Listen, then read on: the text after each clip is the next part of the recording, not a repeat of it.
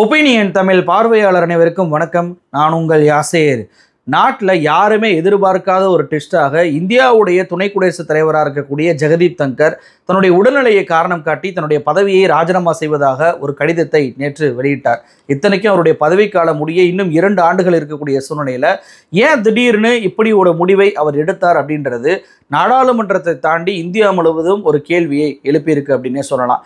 அவருடைய திடீர் ராஜினாமாவுக்கு பின்னாடி ஒருவேளை பீகார், அஸ்ஸாம், தமிழ்நாடு, மேற்கு வங்கம், கேரளா உள்ளிட்ட மாநிலங்களில் தேர்தல் நடக்க இருப்பதனால அதனால மோடி நிர்பந்தம் கொடுத்து ராஜினாமா பண்ண வச்சாரா, இல்லை ஆர்எஸ்எஸ் இவருக்கு அழுத்தம் கொடுத்து ராஜினாமா பண்ண வச்சாங்களா, இல்லை கூட்டணி கட்சியினர் எங்களுக்கு அந்த பதவி வேணும் அப்படின்னு சொல்லி ராஜினாமா பண்ண வச்சாங்களா? இந்த வீடியோவில் விரிவாக பார்த்துடலாம். இந்த வீடியோவை முழுமையாக பாருங்கள். மறக்காமல் என்னுடைய ஒப்பீனியன் தமிழ் சேனலை சப்ஸ்கிரைப் பண்ணிக்கோங்க.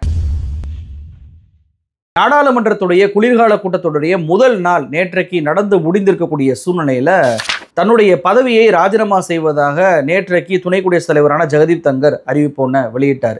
இந்த அறிவிப்பு வெளியான உடனேயே மிகப்பெரிய ஒரு பதற்ற சூழல் நாடாளுமன்றத்திலே ஏற்பட்டுச்சு அப்படின்னே சொல்லலாம். கடந்த 2022ஆம் ஆண்டு எதிர்க்கட்சிகள் நிறுத்திய வேட்பாளரான மார்கரெட் ஆல்வாவை 710 ஓட்டுல 528 ஓட்டுகள் வாங்கி அவரை தோற்கடித்து 2022ஆம் ஆண்டு துணை குடியரசுத் தலைவர் பதவியை ஏற்றுக்கொண்டவர் தான் இந்த ஜெகதீப் தங்கர். அவருடைய பதவிக்காலம் என்பது 2027 ஆகஸ்ட் மாதம் வரைக்கும் இருக்கக்கூடிய சூழ்நிலையில் 2025ஆம் ஆண்டே அவர் தன்னுடைய பதவியை ராஜினாமா செய்வதாக அறிவிச்சிருக்கிறார். இப்படி பதவிக்காலம் முடிவதற்கு முன்பே அறிவித்த துணை குடியரசுத் தலைவர்கள் யாராலும் இருக்காங்களா அப்படின்னு சொல்லி கேட்டால் 4 பேர், இவரோட சேர்த்து 4 பேர் இருக்கிறாங்க. வி கிரி, இவர் 1967 1969 ராஜினாமா பண்ணார். அதே போல் வந்துட்டு ஆர் வெங்கட்ராமன், இவர் 1984 1987 ராஜினாமா பண்ணார். இந்த 2 பேரையுமே பார்த்தீங்க அப்படின்னா இவங்க துணை குடியரசுத் தலைவராக இருக்கும்போது அவங்களுக்கு குடியரசுத் தலைவர் பதவி கிடைச்சதுனால இந்த பதவியை ராஜினாமா பண்ணிட்டு போனாங்க. அதே போல் 3வது நபர் பைரன் சிங் செகாவத் 2002 2007 வரைக்கும் இருந்தார். தன்னுடைய பதவி முடிவதற்கு 1 மாதத்திற்கு முன்பு இவர் தன்னுடைய பதவியை ராஜினாமா பண்ணி குடியரசுத் தலைவருடைய வேட்பாளராக இவர் பாஜக சார்பாக நிறுத்தப்பட்டு பிரதிபா பட்டேல்ல தோத்து போனார். அதனால தன்னுடைய பதவியை அவர் ராஜினாமா பண்ணியிருந்தார். ஆனா இந்த ஜெகதீப் தங்கரை பார்த்தீங்க அப்படின்னா இவருக்கு குடியரசுத் தலைவர் பதவியோ அல்லது வேறு பதவியோ கொடுப்பதற்காக தன்னுடைய பதவியை ராஜினாமா பண்ணல. இந்தியாவிலே முதன்முறையாக ஹெல்த் இஷ்யூஸ் காரணம் காட்டி ராஜினாமா செய்த முதல் துணை குடியரசுத் தலைவர் இவர் தான் அப்படின்ற ஒரு பேர் இவருக்கு ஏற்பட்டிருக்கு. சரி, இவர் ஏன் திடீர்னு ராஜினாமா பண்ணாரு? இவர் சொல்லக்கூடிய அந்த உடல்நிலை சரியில்லை அப்படின்ற காரணம் உண்மையா அப்படின்னு சொல்லி கேட்டா இல்லைங்க. இதை காங்கிரஸ் கட்சியை சேர்ந்த ஜெய்ராம் ரமேஷ் உறுதி பண்றாரு. அவர் என்ன சொல்றாரு அப்படின்னா, பகல் 12:30 மணிக்கு நாடாளுமன்றத்துடைய அலுவல் கூட்டம் நடந்துச்சு. இந்த கூட்டத்துடைய தலைவராக இருக்கக்கூடிய JP நட்டா, நாடாளுமன்றத்துடைய அலுவல் துறை அமைச்சராக இருக்கக்கூடிய கிரண் ரிஜிஜு உள்ளிட்ட பல்வேறு உறுப்பினர்கள் நாங்கள் எல்லாருமே இதில் கலந்து கொண்டோம். ஆனால் இந்த மீட்டிங் முடிஞ்சு மறுபடியும் சாயந்தரம் 4:30 மணிக்கு இந்த மீட்டிங்கை ஜெகதீப் தங்கர் கூட்டுறாரு. ஆனால் அந்த மீட்டிங்கில், அதாவது சாயந்தரம் 4:30 மணிக்கு கூட்டின மீட்டிங்கில் JP நட்டாவும் கிரண் ரிஜிஜுவும் கலந்து கொள்ளவே இல்லை. அப்போயே அவருடைய முகம் ஒரு மாதிரியா இருந்துச்சு. அப்செட்டான ஜெகதீப் தங்கர் மறுநாள் 1 மணிக்கு இந்த மீட்டிங்கை நடத்துவதாக தள்ளி வச்சிருந்தாரு. ஆனால் 1 மணியிலிருந்து 4:30 மணிக்குள்ள என்ன நடந்துச்சு, அந்த 3.5 மணி நேரத்தில் என்ன நடந்துச்சுன்னு தெரியல. அவர் தன்னுடைய பதவியை ராஜினாமா செய்வதாக அறிவிச்சிருக்கிறாரு அப்படின்ற ஒரு கொஸ்டின் மார்க்கை எழுப்பியிருக்கிறார். அந்த 3.5 மணி நேரத்தில் அவருக்கு நெருக்கடி என்ன கொடுக்கப்பட்டுச்சு அப்படின்னு சொல்லி கேட்டிருக்கிறார். இத்தனைக்கும் பார்த்தீங்கன்னா திங்கட்கிழமை காலையில், அதாவது நேற்றைக்கு காலையில் ஜூலை 23ஆம் தேதி துணை குடியரசுத் தலைவர் ஜெய்ப்பூருக்கு பயணப்படுவார் அப்படின்னு சொல்லி துணை குடியரசுத் தலைவர் அலுவலகம் சார்பாகவே ஒரு அறிவிப்பு என்பது வெளியிடப்பட்டுச்சு. அப்போ ஜூலை 23ஆம் தேதி துணை குடியரசுத் தலைவராக ஒரு மீட்டிங்கே கலந்து கொள்வதா முடிவுல அவர் இருந்திருக்கிறாரு. அதாவது திங்கட்கிழமை காலையில் வரைக்கும் ராஜினாமா பண்ணுவதற்கு அதே நாளில் காலையில் வரைக்கும் அவர் வந்துட்டு ராஜினாமா பண்ற ஐடியாவிலே இல்லைன்றது தெரியுது. இது போக சில நாட்களுக்கு முன்பு தான் பார்த்தீங்க அப்படின்னா JNUல நடந்த ஒரு மீட்டிங்ல இவர் என்ன சொன்னாரு, ஆகஸ்ட் 2027 ரைட் டைம்ல என்னுடைய அரசியல் வாழ்க்கையுடைய ரிட்டையர்மெண்ட்டை நான் அறிவிப்பேன் அப்படின்னு சொல்லிட்டு அறிவிச்சிருந்தாரு. அப்போ JNUல ஆகஸ்ட் 2027 தான் அறிவிப்பேன்னு சொன்னவர், ஜூலை 23ஆம் தேதி ஜெய்ப்பூருக்கு போவேன் என்று சொன்னவர் திடீரென சாயந்தரம் தன்னுடைய உடல்நிலை சரியில்லை என்று சொல்லி அவர் ராஜினாமா கடிதத்தை வெளியிட்டது ஏன் அப்படின்ற மிகப்பெரிய ஒரு கொஸ்டின் மார்க் இங்கே எழாம இல்லை.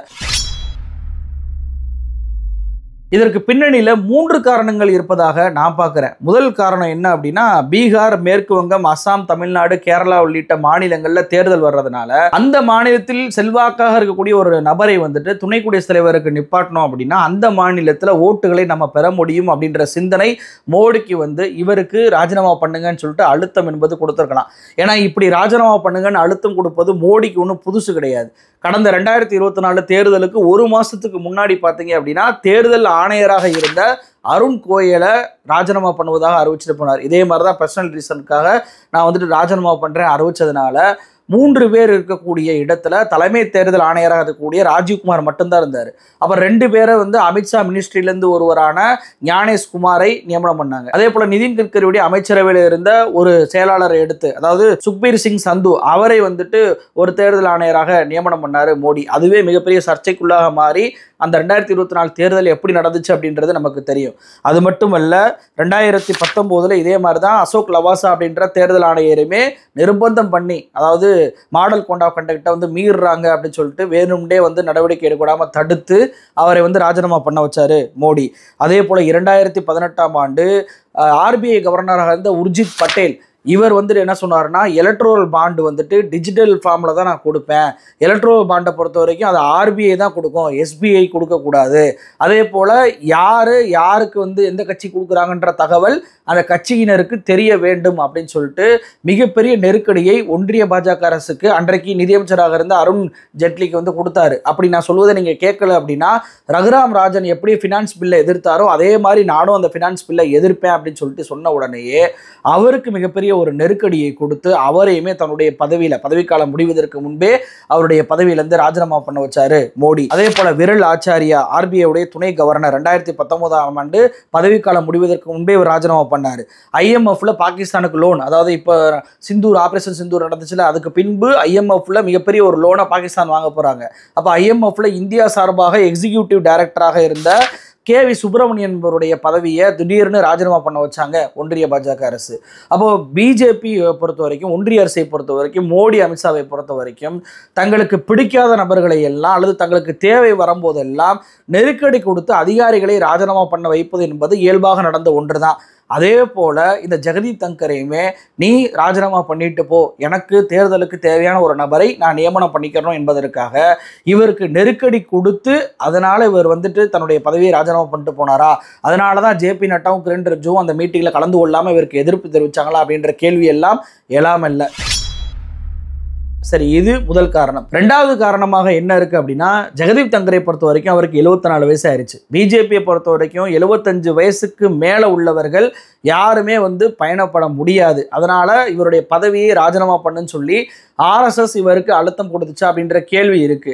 ஏன்னா மோடி 75 வயசுல ராஜினாமா பண்ணணும்னு சொல்லிட்டு மோகன் பகவத் அழுத்தம் கொடுத்து கொண்டிருக்கக்கூடிய சூழ்நிலையில அதற்கு முன்னோட்டமாக முன் உதாரணமாக நீயே ராஜினாமா பண்ணு அப்படின்னு சொல்லிட்டு RSS இவருக்கு அழுத்தம் கொடுத்ததுனால இவர் தன்னுடைய பதவியை ராஜினாமா பண்ணாரா அப்படின்ற கேள்வி இங்கே எழாம இல்லை.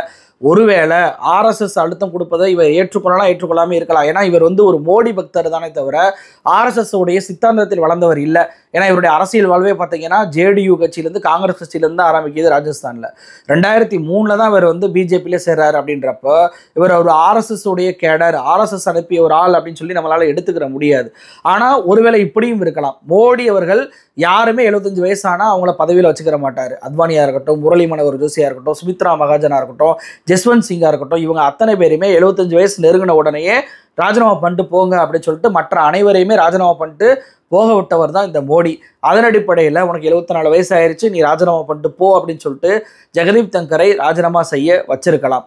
இது 2வது காரணம். 3வது காரணம் என்னவா இருக்கலாம்னா, கூட்டணி கட்சியுடைய அழுத்தத்தால் இந்த ராஜினாமா என்பது ஏற்பட்டிருக்கலாம். ஏன்னா சபாநாயகர் பதவியை நாயுடு அவர்களும் சரி, நிதிஷ்குமார் அவர்களும் சரி கேட்டுக்கிட்டே இருந்தாங்க. ஆனால் சபாநாயகர் பதவியை ஓம் பிர்லாவுக்கே மறுபடியும் கொடுத்தாரு மோடி. சரி, துணை குடியரசுத் தலைவர் பதவியாக எங்களுக்கு கொடுங்க, ராஜ்யசபாவில் சேர்மனாக நாங்கள் உட்காந்துக்கிறோம் அப்படின்னு சொல்லிட்டு நாயுடு அவர்களும் சரி, JDU கட்சி அவர்களும் சரி டிமாண்ட் வச்சாங்க. ஆனால் அந்த டிமாண்ட் ஏற்கப்படவே இல்லை. ஒருவேளை இப்போது பீகாரில் தேர்தல் நடக்கிறதுனால அந்த டிமாண்டை நிதிஷ்குமார் வச்சாரா, இல்லை நாயுடு அவர்கள் எங்களுக்கு துணை குடியரசுத் தலைவர் பதவி வேணும் அப்படின்னு சொல்லிட்டு ஒரு நெருக்கடி கொடுத்ததுனால கூட்டணி கட்சிகளுக்கு இதை ஒதுக்கிடலாம் அப்படின்றக்காக இந்த பதவியை தங்கரை ராஜினாமா செய்ய வச்சாங்களா அப்படின்றதும் ஒரு காரணமாக இருக்கலாம். அப்போ இந்த 3 காரணங்களை தாண்டி ஒரு காரணம் இருப்பதாக எனக்கு தெரியல. ஏன்னா இந்த ஜெகதீப் தங்கரை பொறுத்த வரைக்கும் இவர் பிஜேபி சித்தாந்தத்துக்கு எதிராக செயல்பட்டவர் இல்லை. ஏன்னா இவர் பதவியில் இருக்கும்போதே பார்த்தீங்கன்னா அரசியலமைப்பு சட்ட பதவியில் இருந்து கொண்டே இந்தியாவுடைய எதிரியாக இருக்கிறார் ராகுல் காந்தின்னு சொல்லிட்டு மறைமுக விமர்சனம் பண்ணவர். அதே போல் வந்துட்டு கொலிஜியம் உச்சநீதிமன்றத்தில் நீதிபதிகள் நியமிக்கக்கூடிய அந்த முறையை இவர் விமர்சனம் பண்ணி பேசினாரு. மோடியுடைய சட்டத்தை ஆதரித்து பேசினார். ஆளுநர் தீர்ப்பு, அந்த தீர்ப்பையுமே விமர்சனம் பண்ணி உச்சநீதிமன்றம் ஆர்டிகல் 142 நாடாளுமன்றத்திற்கு எதிராக, அரசுக்கு எதிராக ஒரு நியூக்ளியர் வெப்பனாகவே பயன்படுத்துது அப்படின்ற ஒரு குற்றச்சாட்டை வச்சிருந்தாரு. அதே போல ஜஸ்டிஸ் வர்மா அவர் வீட்டில் பணம் சிக்கிய பிறகு அந்த பிரச்சனையை வச்சு நீதிபதிகள் அத்தனை பேருமே குறை சொல்லக்கூடிய வேலையில் இவர் ஈடுபட்டார். தொடர்ச்சியாக உச்சநீதிமன்றத்திற்கு எதிரான ஒரு விஷயங்கள் இவர் பண்ணாரு. இவருக்கு எதிராக தான் முதன்முறையாக நாடாளுமன்றத்தில், அதாவது துணை குடியரசுத் தலைவருக்கு எதிராக நாடாளுமன்றத்தில் வந்துட்டு நோ கான்ஃபிடன்ஸ் மோஷன் கொண்டு வந்ததே இல்லை. ஆனால் இவருக்கு எதிராக எதிர்க்கட்சிகள் கொண்டு வந்தாங்க. 145 எம்பிகளை ஒரே நேரத்தில் சஸ்பெண்ட் பண்ண விவகாரத்திலையும் இவர் பேர் தான் அடிபட்டுச்சு. இப்படி RSS சித்தாந்தத்திற்கு ஆதரவாக, பிஜேபி சித்தாந்தத்திற்கு ஆதரவாக செயல்பட்டவர் தான் இந்த ஜெகதீப் தங்கர். ஏன் கடைசி நாளில் கூட நீங்கள் பார்த்தீங்க அப்படின்னா, அதாவது ஜஸ்டிஸ் வர்மாவுக்கு எதிராக ஒரு தீர்மானத்தை ஒன்றிய பாஜக அரசு கொண்டு வர்றாங்க. அந்த தீர்மானத்தை ஆதரித்து என்கொயரி கமிட்டினை அமைக்கிறேன் அப்படின்னு சொல்லக்கூடியவர், இதற்கு முன்னாடி எதிர்க்கட்சிகள் எம்பிகள் அத்தனை பேருமே சேர்ந்து ஜஸ்டிஸ் சேகர் யாதவ் சொல்லிட்டு உத்தரப்பிரதேசத்துடைய அலகாபாத் கோர்ட்டுடைய ஹைகோர்ட்டுடைய நீதிபதி, அவருக்கு எதிராக கொண்டு வந்தாங்க. அதாவது இஸ்லாமியர்களுக்கு எதிராகவும் கிறிஸ்தவர்களுக்கு எதிராகவும் மிக மோசமாக வன்மத்தை இவர் கக்கினார் விஹெச்பி கூட்டத்தில் கலந்து கொண்டு.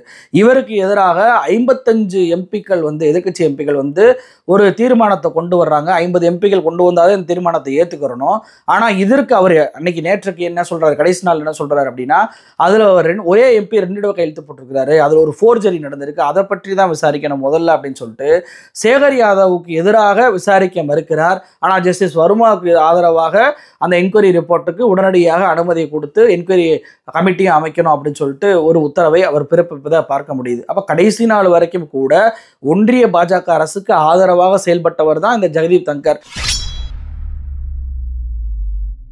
அப்படி இருக்கும்போது இவருக்கு நெருக்கடி என்பது முன்பே கொடுத்துருக்குறாங்க. நீங்கள் தன்னுடைய பதவியை ராஜினாமா பண்ணிருங்கன்னு சொல்லிட்டு நெருக்கடி கொடுத்துருக்குறாங்க. அதற்கு எதிராக தான் இவர் பார்த்தீங்கன்னா ஜேஎன்யூவில் நடந்த கூட்டத்தில் ஆகஸ்ட் 2027 தான் நான் ராஜினாமா பண்ணுவேன் அப்படின்னு சொல்லியிருக்கிறார்.